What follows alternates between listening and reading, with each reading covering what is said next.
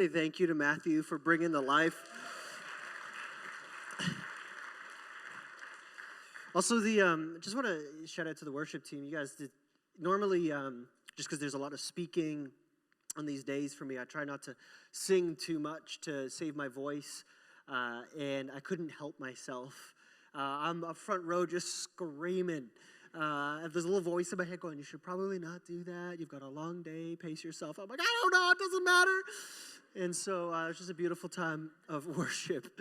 If you don't know me, my name is Robin. I'm the lead pastor here at Lift Church, and it's my joy to kind of be present here at Mac most days, and then also provide leadership to our campuses at Guelph and Brock and Mohawk College and our Simple Church experiment at York University.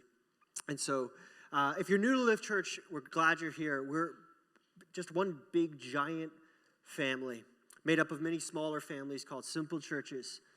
And at the heart of Lift is this core value: everyone sent to multiply everything. Everyone sent to multiply everything. And the idea at Lift Church is to see a church family thriving where every single person is mobilized to be a disciple-making disciple.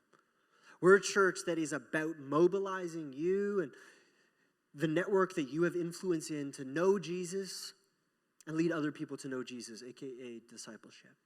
And if that's a new idea to you, if you've never been discipled or you've never discipled anyone, you feel like, I don't have what it takes, our heart as a church is to invite you in and both see you discipled in the context of a simple church, but also trained and equipped to disciple others. When we live as disciple-making disciples, that's when we actually begin to realize the beauty that is found in the church and in being on mission. And so when we say simple church, we're really driving at this idea that every person needs to be in discipleship relationships. And this is not a discipleship relationship. In a minute, I'm going to explain what we're doing in these moments to help us orient for the text tonight. But before I do that, I did have one quick announcement. Something really exciting is happening on campus on Thursday, as well as downtown Hamilton on Friday evening.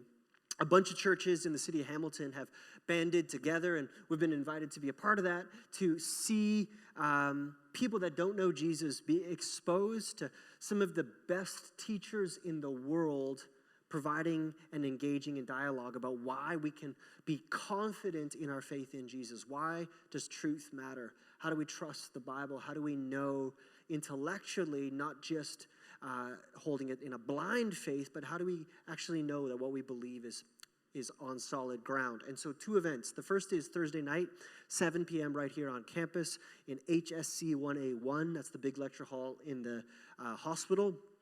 Michael Ramsden, he's like a world-renowned speaker, amazing apologist, kind of our guy that articulates the Christian faith, will be speaking on the subject of truth on Thursday evening at 7 p.m. That event is free, and so you're welcome to come. Should be tons of people there. I'd encourage you to bring a friend that doesn't know Jesus. It's a great opportunity. Second one is Ravi Zacharias. Just curious, put up your hands if you know who Ravi is. Okay, so Ravi's like the man. He's probably top sort of 5 Christian apologists in the world. He's traveled all over the world, spoken to millions and millions and millions of people. And it's our privilege to have him here in Hamilton on Friday evening, hoping to pack out Hamilton Place, see thousands of people hear about Jesus and why we can put our faith in him in a really robust and honest way. And so that event is Friday night. It's a ticketed event, but I believe tonight at the welcome booth, we're selling tickets. And we so wanted to make sure that that people brought people that didn't know Jesus to this event. We don't need a Christian party where a bunch of Christians get together and get told what we already believe. We want to expose people to what we believe in a creative way. And so Friday night, we're going to do that. So what we're going to do is, instead of selling tickets one at a time, we're going to sell tickets 2 for $15. They're normally $15 each. If you buy them online, we can sell them individually for $10, but 2 for $15.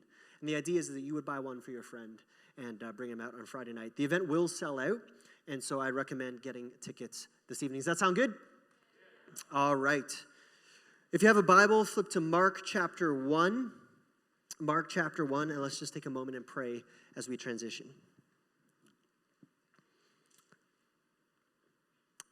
God, we thank you for your word. We thank you that it's alive, that it's active, that when we submit ourselves to it, that you can do a great thing in us. And so, Jesus, we just trust this time to you. As we open your word, I pray that that I would be invisible, God, that this would not be the Lift Church show or the Robin Wallar show, but this would be a time where we wrestle with your word and we see your word engaged with and openly and with confidence looked at as we say, Jesus, who are you and what do you have for us? Amen. So for some of you that are new to Lift or just getting oriented, maybe you're still kind of like trying to figure out, okay, so how does this preaching time work at Lift? I said a moment ago that discipleship doesn't happen on Sundays. You see, discipleship requires relationship, and I love you guys, and I know many of you, but I don't know everyone in this room. I can't know everyone in this room, and I certainly can't disciple everyone in this room. Discipleship requires, it necessitates relationship. So on Sundays, what we do is something different than discipleship. The primary goal of this time is worship. We open up the scriptures and we say, Jesus, who are you? We come with surrendered hearts, just as we do to the musical time of worship and to giving. We come to the word with a posture of readiness. Jesus, we want to know who you are and worship you as we respond and as we humble ourselves beneath your word. I think a lot of us we come to church and we're trained to come to church, especially if we've grown up in the church. We come expecting sort of a life tips pep talk. You really don't want a pep talk from me. Everyone who's had a pep talk from me just snickered. I'm kind of intense, and it's kind of an intense time. No one's ever going to ask to meet me ever again. Perfect. No, this is a moment where we're inviting you to worship. And so what we do is we work our way through the Bible systematically, and we just preach it verse by verse. Why? Because all of Scripture is breathed and has the power of God within it. And by preaching through, we open up things that we might not ever otherwise open up. And so the question I want you to kind of be asking as we preach through here is, where is Jesus and what is Jesus like? And how can I be like Jesus? Instead of looking to find yourself in the text, let's look to find Jesus in the text. I mean, it's pretty easy because we're preaching in the Gospels, which are all about Jesus. But instead of looking for ourselves or coming to it kind of with a posture of what's in it for me, let's come with a posture of how can I see Jesus more beautifully. Does that sound good? Okay, everybody else is still deciding, so we're gonna figure that out together. Mark 1, verse 21. If you can see it on the screens, ask your neighbor on the left if they can see it too.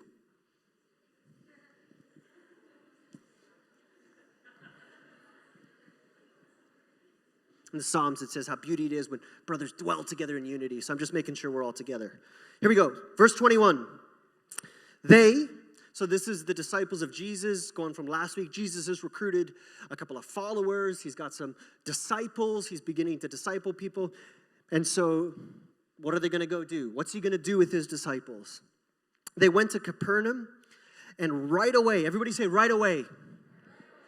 If you notice in the book of Mark, there's this theme of urgency and immediacy to everything that Jesus does. Jesus is on a mission. Right away, he entered the synagogue on the Sabbath and began to teach. They were astonished at his teaching because he was teaching them as one who had authority. Everybody say authority. Not like the scribes. Just then, a man with an unclean spirit, it's like a demon, was in their synagogue. He cried out, "What do you have to do with us, Jesus of Nazareth? Have you come to destroy us? I know who you are, Holy One of God."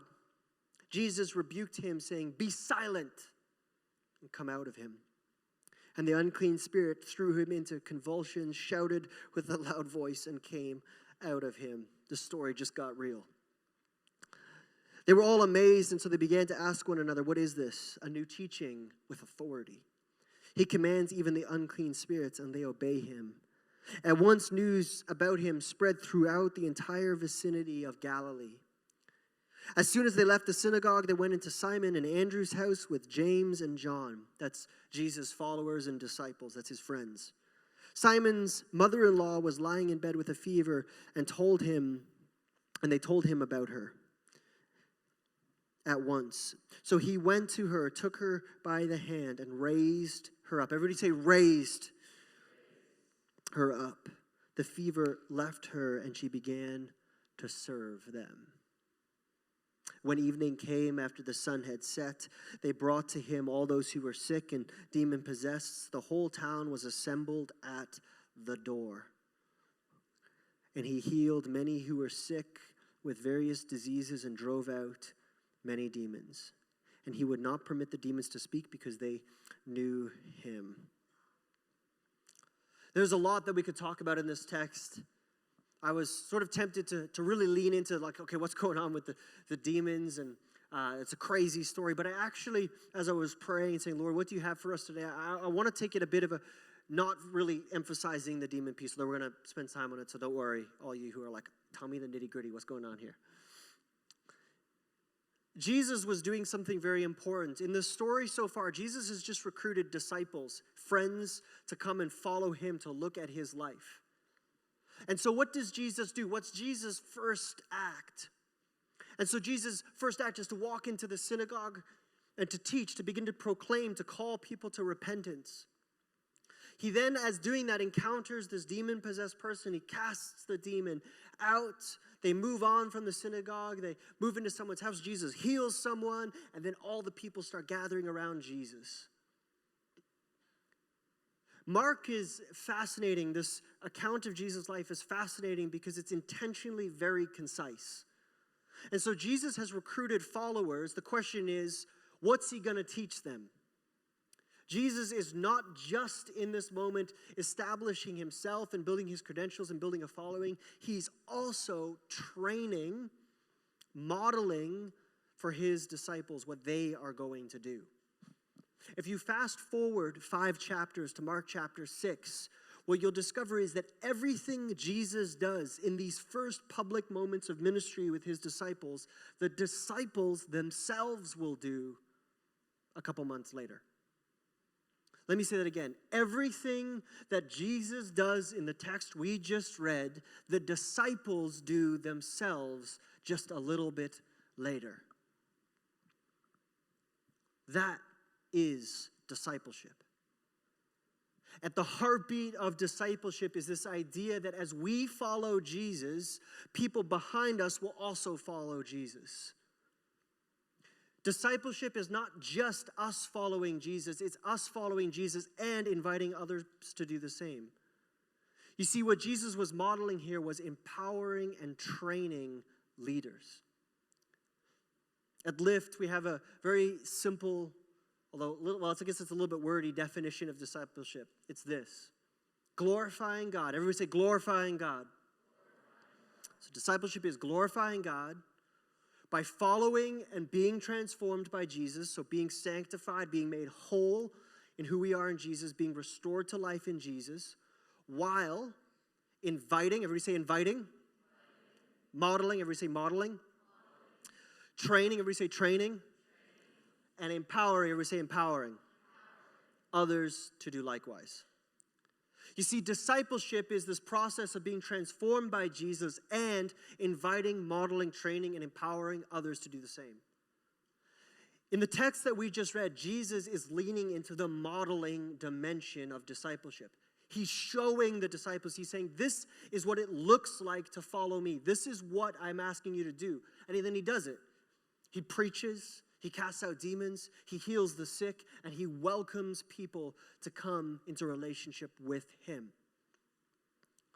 Discipleship has at its heartbeat this idea of not just following Jesus, but inviting others to do the same. And Jesus is actually modeling that for us. So I began to ask myself the question, what in this text can we look at? If we're called to be disciples that make disciples, if we're called to look at Jesus and be like Jesus, what does Christian discipleship look like? The last 2 weeks I talked about the normal Christian life. Simple things like stepping out into dangerous situations and living a life of surrender in the absence of security and a life of suffering. Yeah, we preach really, well, the problem is they're really basic ideas, but they're very difficult to live. This week, I want to answer the question, or we'll look at this question: what does normal Christian discipleship look like? Said another way, what does normal Christian leadership look like? So I've got points for you this week so you can track with me. Point number 1, disciple makers own their voice. Disciple makers own their voice. Verse 21, they went into Capernaum, and right away he entered the synagogue on the Sabbath and began to teach. And they were astonished at his teaching, because he was teaching them as one who had authority. When Jesus showed up, Jesus taught as somebody that actually had authority. Now, you see, this is very important, a little cultural kind of context for you here. When teachers of the law or teachers of Scripture would show up in synagogues in the first century, they would never show up on their own authority. They would always show up on the authority of somebody else. I am a teacher of the law, and I follow, the Hillel tradition or this tradition or that tradition. And their authority would actually be found not in themselves. Their authority would be found in their tradition, in the people that they followed.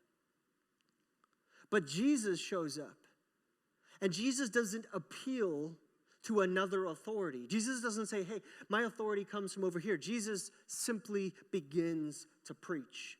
He has authority. Where did his authority come from? How did Jesus just show up? Jesus' authority, if we wind back to 2 weeks ago, Jesus' authority came from the Father directly. Jesus was God with flesh on. And when he steps into a room, he carries the authority of God. So often, as Christians, when we walk into a room, or it's just as people, when we walk into a room, we immediately flash our credentials. I'm so-and-so, and this is what I've done. This is my story. This is what I'm about. And we try to establish our credibility this way. My wife and I, when we were first married 8 years ago, there's funny things that you don't know until you get married. One of them was that we ended up in a weird situation where we had no friends. It's all right. It's fixed now. Don't worry. You don't need to send me a pity card. But we were in a strange city. Long story. I'll tell it another time. And we had no friends, and so we had to introduce ourselves. And it turns out we had very different ways of introducing ourselves. Apparently, I'm a very proud and arrogant jerk, and my wife is humble and kind. And I would show up, and I would immediately, let people know what I had done. I'm a church planter. I can preach. I have an engineering degree. As if anybody cared. They don't care. Laura's just like, tell me about yourself. That's interesting. That's cool. And she just listens. I'm like, Laura, you got to build your credibility. You got to make people listen to you. And Laura's like, no, they just think you're a jerk when you do that. You see, the idea of authority, Jesus' authority, he didn't have to appeal to an authority. Why? Because he knew who he was. Jesus was able to walk confidently into the synagogue and call people to repentance. Hey, turn around. You're living in sin. You're living in brokenness. Why?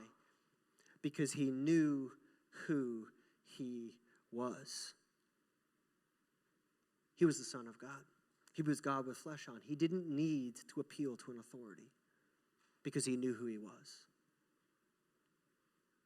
Did you know that as a follower of Jesus, you have been given authority if you're a follower of Jesus? You can walk confidently as a disciple maker. You don't need to go, I don't know, I feel insecure. I feel like I got to prove myself. I got to earn. No, you don't. If you're a simple church leader, you can walk confidently knowing that you are called by God, that you're a child of God, that you've been inherited into his kingdom, that you've been made whole. You see, we spend so much time trying to earn approval from others, trying to earn credibility, earn trust, and earn the right to speak, that many of us never use our voices. Ultimately, because we're insecure. I want to encourage you, if you're a follower of Jesus, to begin to own your voice, boldly proclaiming who Jesus is and what he has to say.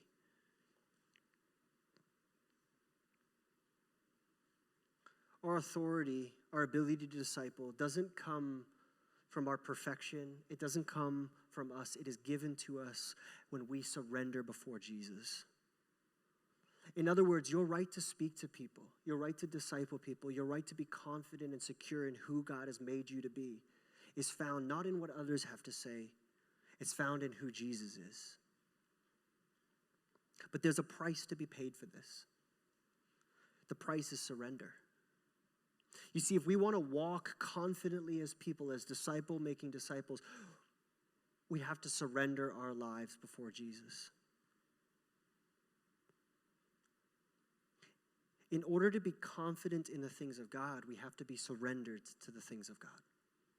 We actually have to lay our lives down and say, Jesus, my life is no longer mine. My life belongs to you. Talked about this last week, the week before. The normal Christian life is a life of total and complete dependence on who God is. Why am I spending time on this?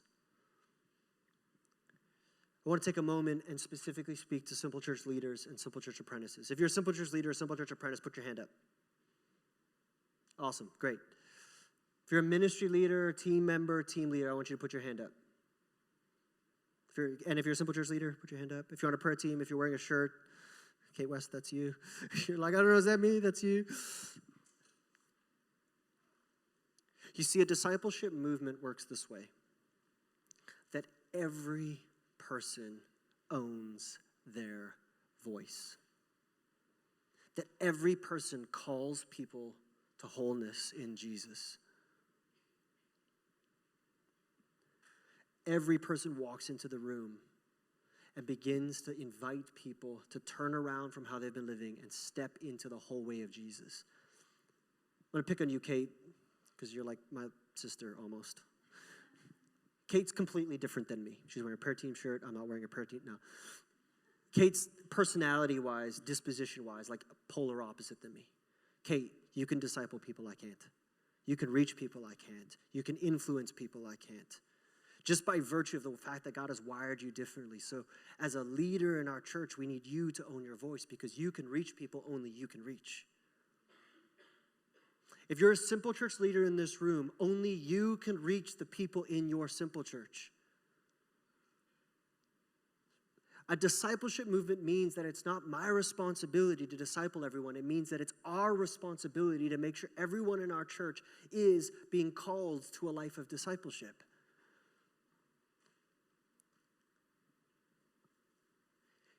It means that if we don't address people and call people to wholeness, who will? Great story about Sophia Paquette, who's our director of site operations at Lift Church. And she's got a great phrase that she loves to use in her discipleship relationships.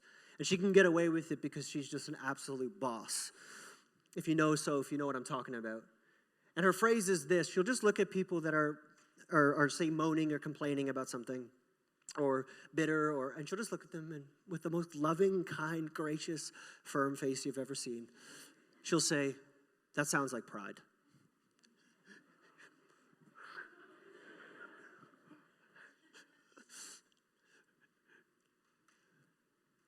But in that moment, you've called someone to wholeness. So if you're a Simple Church leader, we're leaning on you as a church to own your voice. To call people, when you hear people say gossiping or being negative, to call them to wholeness. When you see people praising Jesus, to affirm that and encourage them in that, own your voice. Walk out in the authority that God has given you. Because it doesn't come from you, it comes from Him. Disciple people with confidence. Disciple people with authority. Don't hesitate. Don't wonder. I wonder if it's okay. We're going to get back to that in a second. but you can call people to wholeness. I want to give you an example of this. When I was in South Africa a number of years ago, South Africans are much more open to the move of the supernatural in general. So things like demons and healings and all that kind of things are much more common in South Africa as it is in most of Africa. And a cool story, in the last 2 weeks, we've seen 2 supernatural moves of God in our church in healing people. So that's pretty cool. Yeah. So just naturally, not weird, not like, so this is, yeah, see, this is why we need you, because otherwise it's me, and you don't want me to.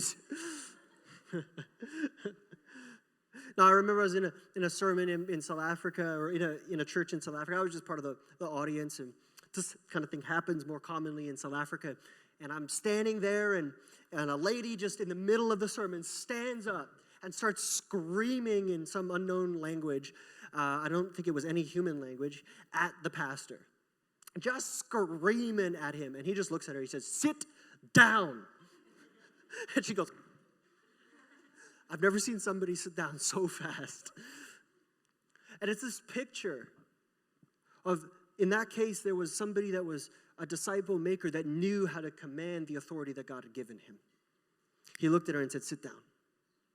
He called that person out for brokenness and commanded them to sit down. Exactly what Jesus did in this text. Why? Because he was perfect? No. Because this pastor is perfect? No, he wasn't. But he was confident in the fact that God had invited him to a life of discipleship, and so he owned his voice. Number 1, own your voice. Number 2, disciple makers never seek praise.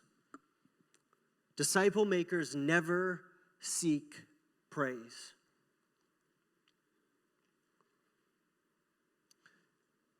Verse 23, just as then a man, as Jesus was teaching with, an unclean spirit was in their synagogue. He cried out, "What do you have to do with us, Jesus of Nazareth? Have you come to destroy us?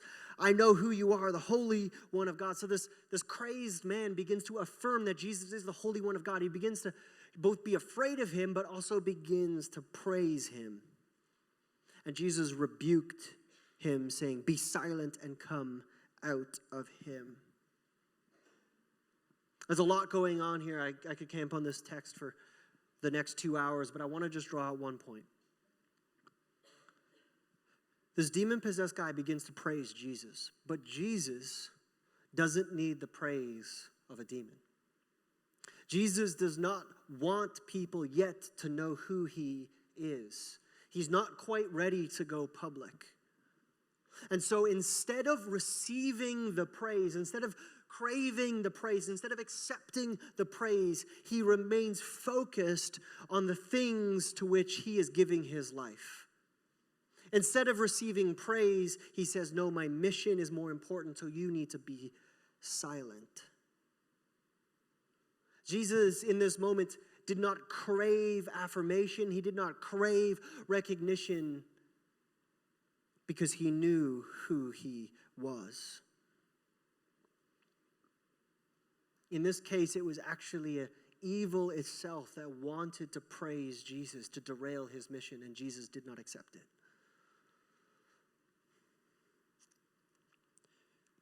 How many of us, honest, straight talk for a moment, if we knew we were going to be praised for something, honored, that we would receive accolades, would do something or receive something we knew to be wrong? I'm sure the few people with broken limbs from yesterday who were receiving praise from their friends for jumping off a roof would put up their hands and say, "Yes, I've done something stupid to receive praise."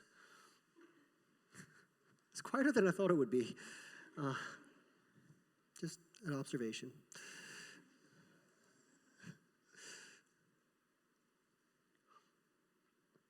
You see, as Christian leaders, as disciple makers, we don't need praise from people to know who we are. We already know who we are, so we can remain focused on the things to which God has called us.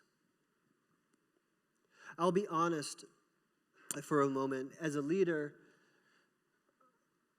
I have had moments, many moments, where instead of leading with what I know to be right, I have been concerned about what people will think about the decision.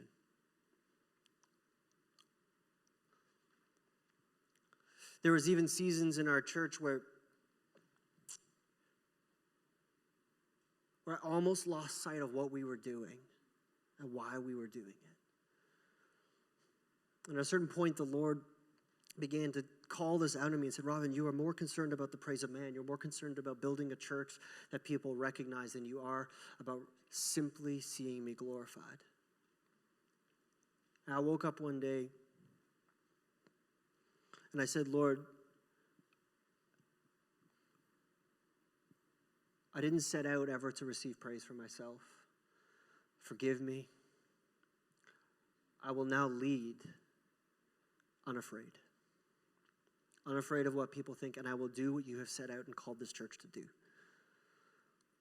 I had no idea what that was going to cost me on a personal level. It cost me far more than I imagined it would. But Jesus is so good.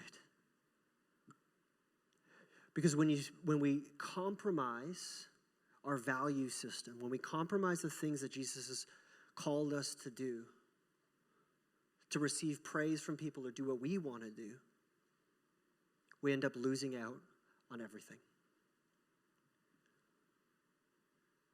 The way of Jesus is always a call not to seek the praise of people, but to do faithfully what he has called us to do.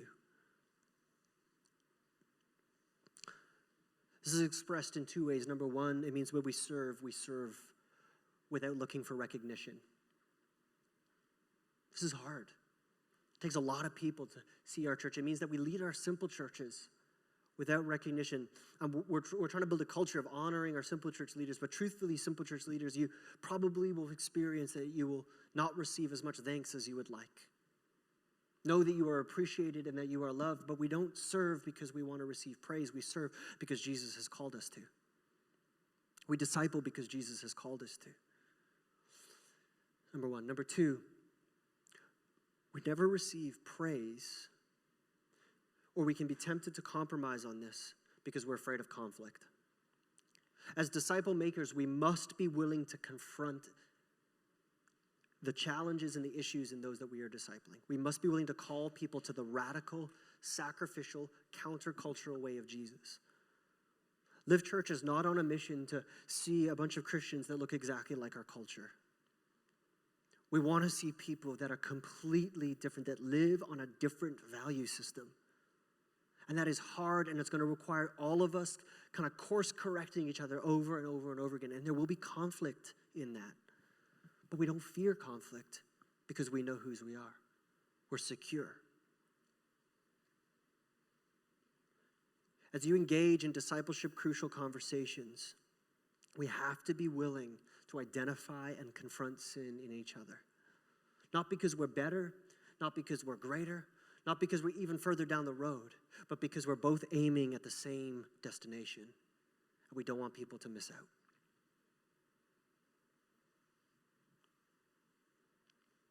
Effective discipleship and pleasing people will never go hand in hand. And Jesus' life is a testimony to that. Number one, disciple makers own their voice. Number two, disciple makers don't need praise. Number three, disciple makers simply serve. Disciple makers simply serve. Verse 29, as soon as they left the synagogue, they went in to Simon and Andrew's house with James and John. Simon's mother-in-law was lying in bed with a fever, and they told him about her at once. So he, Jesus, went, took her by the hand, and raised her up. The fever left her. And what did she begin to do? She began to serve. She began to serve. This is a beautiful little snapshot, a little picture. If you've never been to church before, you don't know the gospel, this is a picture of the gospel. This is a picture of what Jesus does. The gospel is this, that we find ourselves isolated, alone, dead in our sin, like this mother-in-law, sick. And there's nothing we can do in ourselves to see us made whole again. absolutely nothing. We are powerless in ourselves. We are dead in our sin, the Apostle Paul says. But by the grace of Jesus, not by anything we have done, Jesus looks at us and says, I love you, I want relationship with you, and I want you to be whole. So I will reach down and raise you up. Jesus, in this little home in the first century, at the beginning of his ministry, is modeling the gospel itself. The gospel is that we were dead in our sin, but we have been raised to life in Jesus. About 3 years later, Jesus would not just reach down, he would actually take upon himself our brokenness. He would suffer the weight of death in himself so that we could be raised to life. However, the fascinating thing about this little interaction is what Simon's mother-in-law does.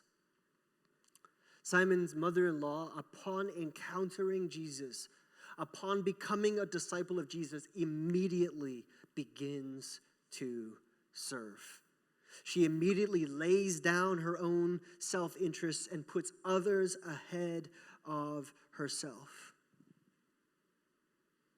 You see, the temptation when we hear the gospel is sweet. I've been raised to life. Now my life is my own, and I get to live how I want to live, and I'm going to do what I want to do. But a proper understanding of the gospel is that we have been raised to life in Jesus, but that doesn't mean that we get to live however we want to live. No, we live however Jesus wants us to live. We surrender our lives to Jesus. We lay them down and say, Jesus, my life is not mine, it is yours. And so I give it to you in an act of service. I give you my life in service. I pick up my cross and I do what you do. As you have served, so I will serve. Think about this mother-in-law for a moment. She's been in bed with a fever, probably a pretty bad fever. And all of a sudden, a bunch of strangers are arriving at her house. A moment later, hundreds, if not thousands of people will arrive at this poor lady's house. She's been sick. It's probably a mess. The dishes are probably everywhere. The floor is not vacuumed. You know what I mean? Like, it's just like not a good time to have people over. It was inconvenient. But she has a new value system. Upon encountering Jesus, she has a new value system where service is a first and primary priority. Her new life's ambition is to see people encounter Jesus. You see, when you have had an encounter with Jesus, when we collectively as a church have encounters with Jesus, we will naturally and inevitably and immediately want others to also encounter Jesus. To be a follower of Jesus is also to crave and long and desire for others to know Jesus as well.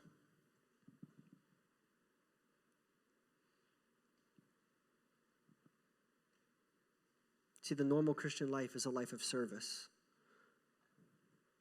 a life of giving our lives for others, even when it's hard and it's difficult and it's sacrificial. Why? Because that's what Jesus did.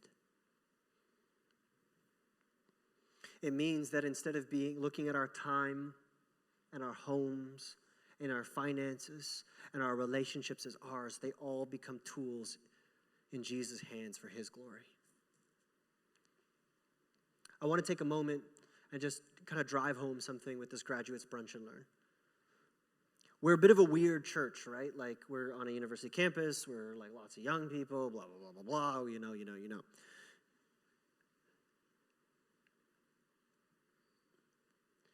One of the things that often happens is that as people graduate or move into graduation, they begin to sort of shift their attention. And especially in the first 2 years after school. Culture says life's now about you, build your life. And people begin to sort of look inward and understand this. I get it, I do. They go, I feel like I'm maybe too old, or maybe I'm growing out a lift or something like that. I want to invite you to, instead of even turning your attention inward, look behind you. Look at a fourth year, a third year, a second year, a first year behind you that needs someone to disciple them. Only you can disciple them. You see, the temptation in our culture tells us to do this, to look inwards and do what's best for us and ask, what's in it for me? But like Simon's mother, who although she was sick and it was inconvenient and it was unplanned, instead of looking inward to her interest, she looked out the door to the crowds that were on their way and said, I'm going to serve them. The reason we're doing this brunch and learn for graduating, people that have graduated or are graduating, is to help you see how precious you are as a disciple-making disciple, that we need you, that you can only do what you can do. You can do what only you can do. You can disciple those behind you. A big reason Lift Church is the way it is because people have already stepped up to say, yes, we will do that. People like, and I'm not going to name names because I always name names and I get in trouble because I didn't name the right person. But there's so many people, dozens and dozens and dozens that have sacrificed to be here. If you're a first year, they've sacrificed so that you can be here. Who can you serve? Who can you make space for somebody else? We serve with joy. Finally, point number 4, disciple makers persevere. Disciple makers persevere. When evening came after the sun had set, so it's late now, and they brought to Jesus, all those who were sick and demon-possessed. The whole town assembled at the door, and he healed them. And he healed them. If you're tracking with Jesus, so Jesus rocks up in the morning and he's preaching. And then in the afternoon, he's driving out demons. And then the dinner time, he's healing the sick. And his day is just getting started. When I look at Jesus' life was a life of total self-sacrifice for the people around him. He gave until he couldn't give anymore, and then he continued to give. If you continue reading into next week's text, you'll find that Jesus was exhausted. He was tired. And yet he continued to serve. You see, effective discipleship will always produce disciples, but disciples have needs. If you're a simple church leader, you're probably starting to discover this. You're like, oh my gosh, these people, they're so needy. And it's beautiful, and it's frustrating, and I want to hug them and strangle them at the same time. That's discipleship. Part of discipleship is that we open our lives to be inconvenienced. Discipleship is not clean. It's not tidy. It's inconvenient. When we call our church to be disciple-making disciples, we're not inviting you to do what you would otherwise do because you're like, I got nothing better to do. We're asking you to rearrange your lives and putting at the very center of it, seeing people know Jesus and knowing Jesus yourself. It means giving time, energy, resources, rewriting your plans. And this is hard, church, I understand. Yesterday was FOCO. How do you guys pronounce it? I don't know.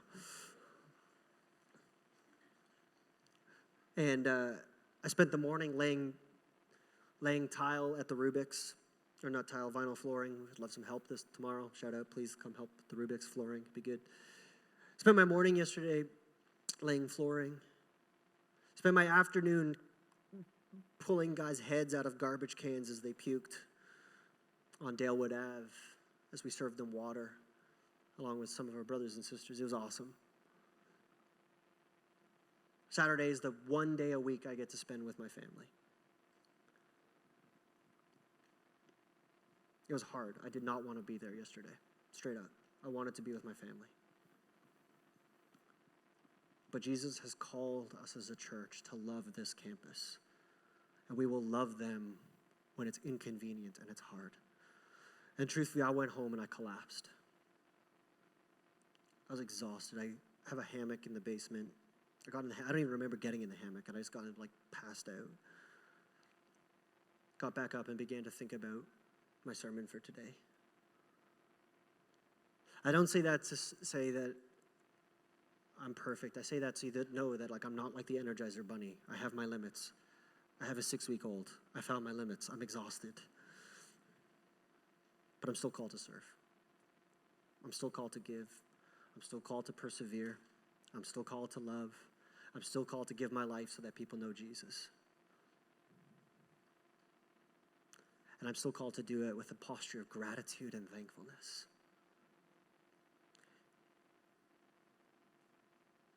Yesterday, somebody started a conversation with us, and they said, I won't give too many details because they may even be here tonight, but they said to us, I really hate Christians.